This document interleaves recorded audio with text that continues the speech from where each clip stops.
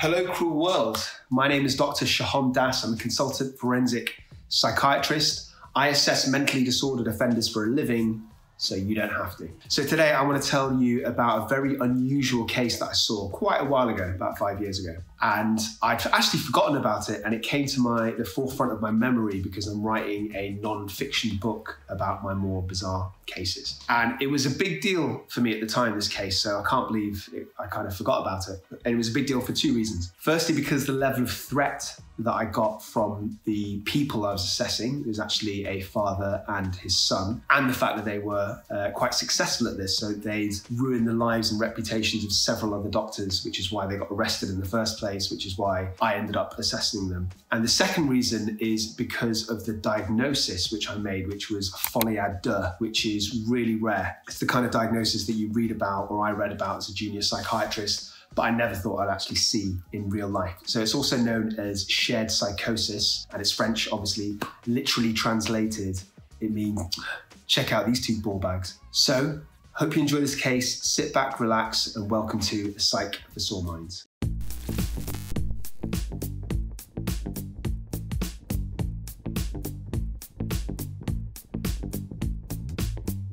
Now, as I do with all my cases, I've changed a few of the demographic details to make the patients and the people involved less identifiable, but the essence of what I'm telling you is 100% real. So I saw this man, we'll call him Mr. R, and he was in his 40s, and I saw him alongside his father. Before the appointment, his solicitors, so the people that were defending him in court and the ones that instructed me to do the assessment, the solicitors phoned me in advance to give me a warning. They said, you need to watch out because Mr. R is really challenging. And that should have sort of set alarm bells at the time, because what we're used to dealing with challenging people. So that should have been an extra warning. He had been arrested and charged with 2 counts of harassment and also 2 counts of communications conveying a threatening message. So what happened is that Mr. R had all these physical problems with like his nasal septum and his turbinates, and he had a series of operations and he wasn't happy with the outcome. And so he started complaining. Initially he wrote letters to the doctors and he wasn't happy with the responses. So he gradually started this like campaign of hate against these 3 specific ear, nose and throat doctors. He would go to meetings or appointments with them. He would record them covertly, and he would use like still images to create these kind of like pamphlets and leaflets, or newsletters is what he called them, which were just full of vitriol and hate and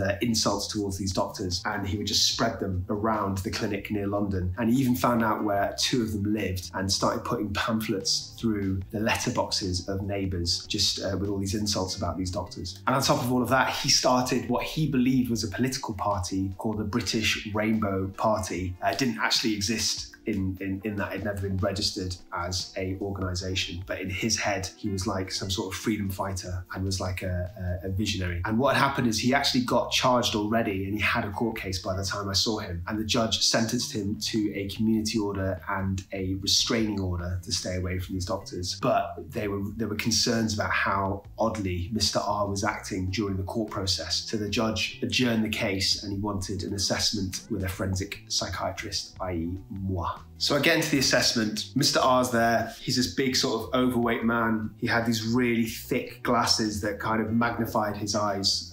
Coke bottle lenses, I believe they're called. His father was there. His father was like a small, beady man, and I remember he had fingerless gloves. And his father insisted on being there throughout the assessment in case I tried to fabricate what was said, which was fine with me, had no problem with that. Both of them were pretty hostile and unpleasant right from the outset. Mr. R did shake my hand, but his father refused to, and he kept calling me a psychobabblist. And every time I tried to say anything, he just kept shouting, "Stop with this psychobabble." And they made it very clear from the outset that they didn't respect psychiatry as a profession, me as a professional, or me personally. So it was pretty harsh, to be honest. They also didn't sort of recognise the legal system or the courts, and they were only doing the assessment because they absolutely had to. And the other thing is that they were very angry about the physical treatment that Mr. R had received, and they spent the entire time kind of bitching to me about what, in their opinion, went wrong. And I let them kind of use me for a bit of catharsis for the first 5-10 minutes, but after a while I had to redirect the focus of the assessment. So I had so many questions I had to ask. For example, I had to ask Mr. R about his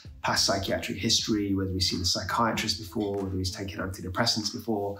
But every time I tried to steer the conversation away from their agenda, they would just talk over me or ignore me or shout at me and occasionally swear. They also kept talking about this British Rainbow Party, and it didn't actually exist as a formal organisation, but they felt that it did. And they kept saying that part of their manifesto is that psychiatry doesn't exist and the psychiatrists should be sectioned into hospitals. And they kept suggesting that I was trying to cover up some sort of conspiracy, and it had something to do with paedophiles and vampires at one point. It didn't really make sense. A lot of it was delusional. Mr. R also said that all psychiatrists develop from or come from the Nazi Gestapo, so I wasn't sure what he meant by that. And then the threats started coming. So he said that if I didn't write what he wanted in the court report, and if the outcome of the court case was that he was imprisoned in any way, then he would take his revenge. He said that a number of doctors would be executed and that other people that were members of his party, if these people existed, I don't actually know, they would further their campaign of hate. So he said he had some footage of me personally, wasn't sure what he meant by that, and he had some footage of all the other doctors who were the original victims of his harassment, and that he would leak all of this onto the internet. And it was quite surreal because his father was in the corner agreeing with everything that Mr. R was saying and kind of swearing at me and going, yeah, from the corner. And at one point his father was mocking me. So if I use like complicated words, I think I said something like psychotropic medication, and his father just went, ooh, psychotropic medication, la-di-da. So it was both threatening and also amusing at the same time. But I don't know if I felt really threatened by the father because he was wearing fingerless gloves, and I don't know if anybody with fingerless gloves can actually be threatening. And then at the end of all this, Mr. R, he also threatened the judge, I should say, because that's quite significant. So he said that he would also start a campaign of hate against the judge, and that he's using very sort of vague, threatening terms like she would get her comeuppance. And he also said that anybody, when his party, the British Rainbow Party, eventually took power, which he believed absolutely would happen, that one of their mandates would be that anybody that killed a judge or a member of the judiciary would automatically receive a pardon. And then at the very end of all of this, he read like a prepared statement which ended in some quite ominous words, which were, "You think you can hurt me, but my people and my party can hurt you worse." That's what he said. So on the one hand, I was quite taken aback by the degree of menace within that. On the other hand, I was a bit shocked by the poor grammar as well. So I was kind of taking this all in. I was a bit shocked by the whole situation. I mean, it was amusing if I'm being completely honest, but also I was very aware of the level of kind of threat and danger because they had this campaign of hate that was sustained and it was prolonged. So they were certainly capable of reputationally causing quite a lot of a headache for me. So before I conclude this story, I just want to very quickly introduce you formally to this channel. So this is a Psych for Sore Minds. I am a consultant forensic psychiatrist. I work in prisons and in courts and secure psychiatric units all across the country.